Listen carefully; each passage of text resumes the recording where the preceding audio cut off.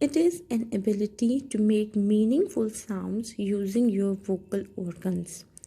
Vocal organs mean your mouth, your lips, your teeth, your tongue, your throat, your lungs. यानी वो सारे आपके organs जो कि एक स्पीच करते हुए इस्तेमाल होते हैं उनको वोकल ऑर्गन्स कहा जाता है.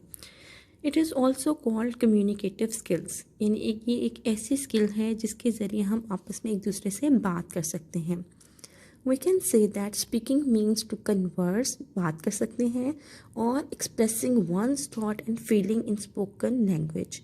To speak often implies conveying information, यानी ये ज़रूरी क्यों है, क्योंकि हम इससे इंफॉर्मेशन कन्वे करते हैं. इट मे बी फॉर्मल और informal remark to a scholarly presentation to a formal address. Like every skill, speaking also involves in a process.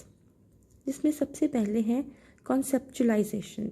By conceptualization I mean your thought process. ऐसा process जिसमें आपने अपना message convey करना होता है, तो आप सबसे पहले सोचते हैं. The first step to speaking is to think, and the first step to perfect speaking is to think positive.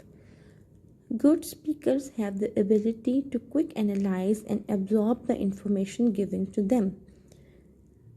Assess is fast and to make a decision and communicate that decision to other. Thinking before speaking is important for us to add value in the term of communicating our thoughts, idea and feeling. We can touch lives through deeds and we can touch lives through speech. So before speaking, a speaker should follow some rules. After the thought process, we need to formulation.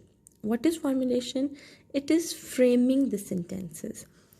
जो भी आपका thought है, you have to make a frame of words and sentences to express that. आप उन सारे words को, उन सारी थॉट्स को वर्ड्स के अंदर कन्वर्ट करेंगे और एक सेंटेंस के अंदर कन्वर्ट करेंगे, जिसमें आपने राइट चॉइस होनी चाहिए वर्ड्स की, सेंटेंसेस की, फ्रेजेस की, ग्रामर की. तो फिर जब ये सारी चीज़ें मिल जाएंगी तो ये आपकी फॉर्मुलेशन हो जाएगी.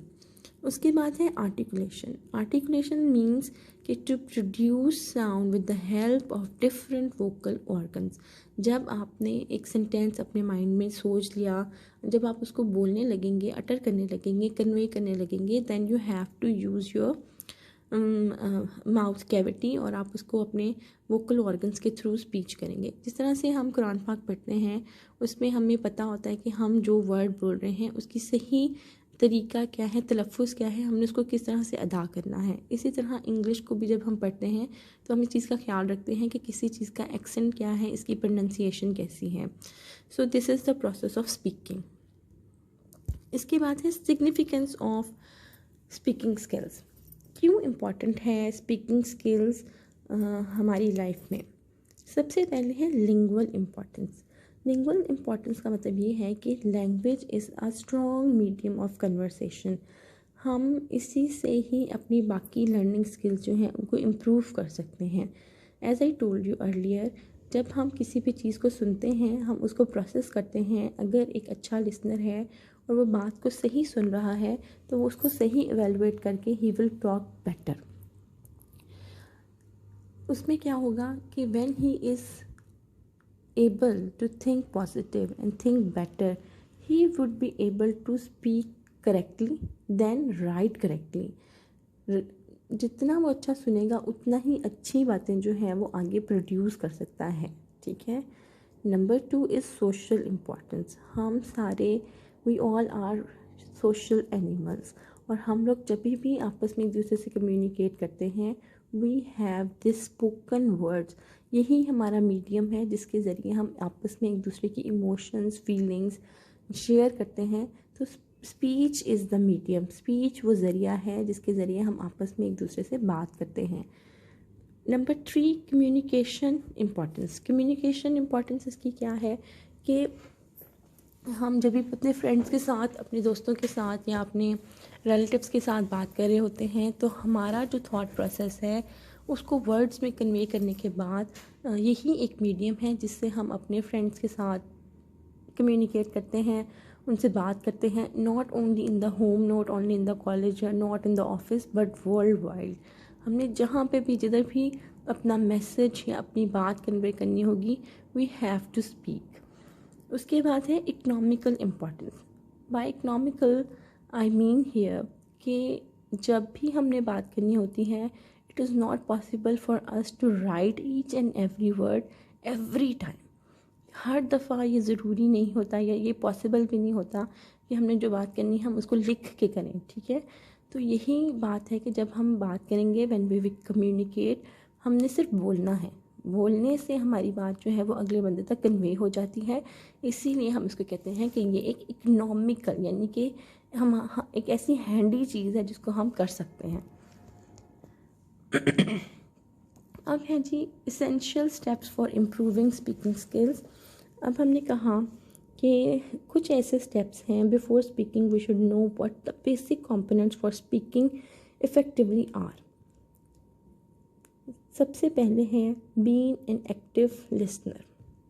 The key ingredient towards making you a person who can think on the spot and respond intelligently is to be an active listener.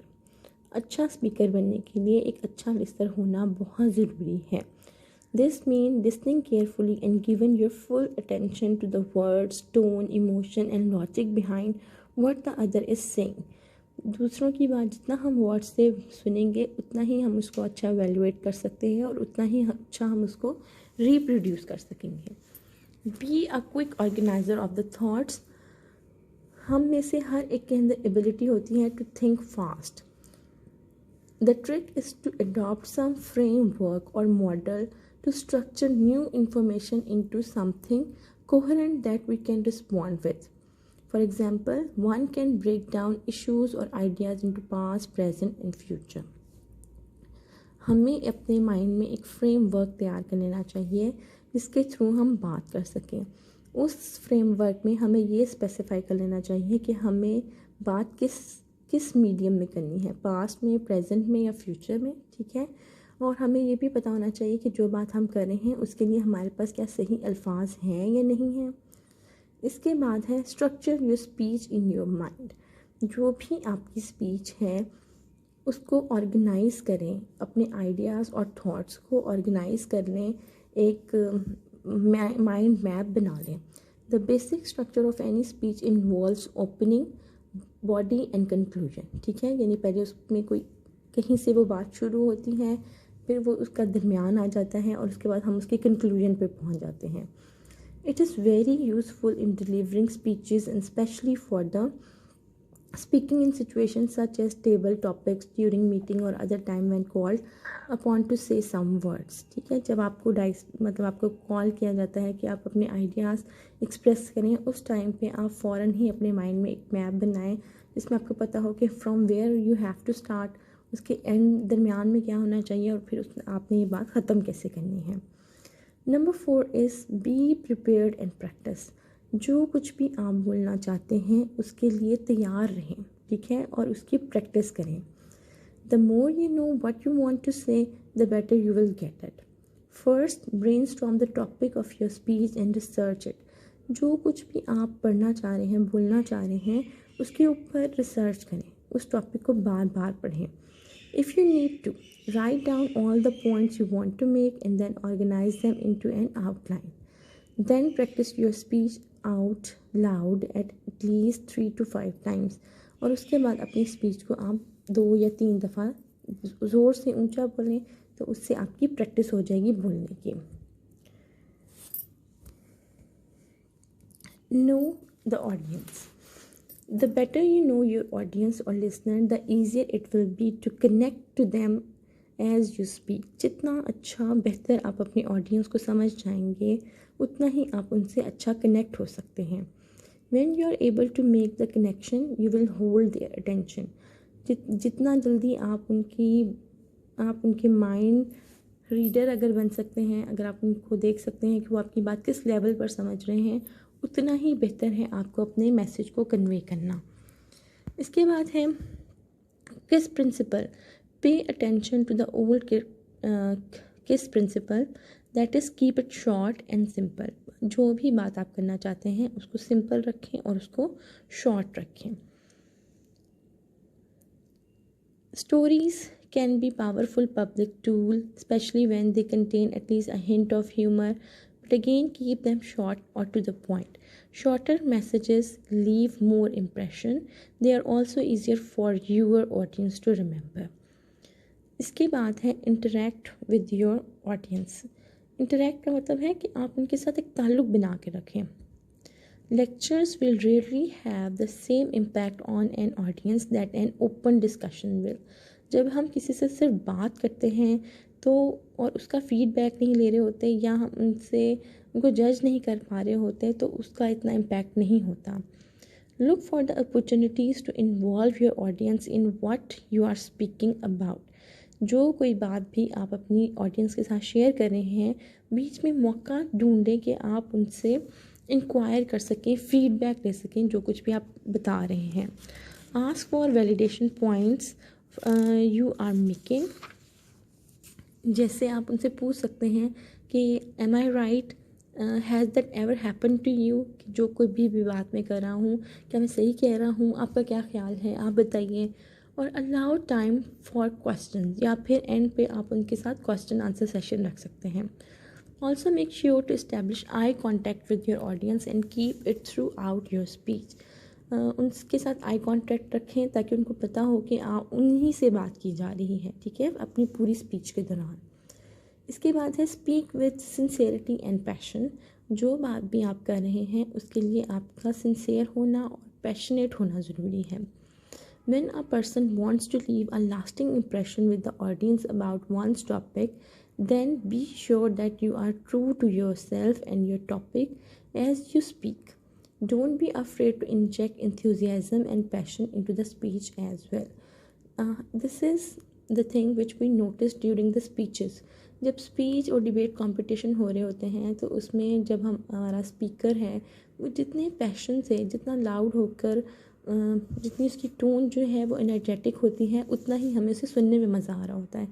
इसलिए हमें अपनी स्पीच को एक तो ट्रू रखना चाहिए, उसमें सिंसेरिटी होनी चाहिए, और दूसरा उसमें पैशन होना चाहिए।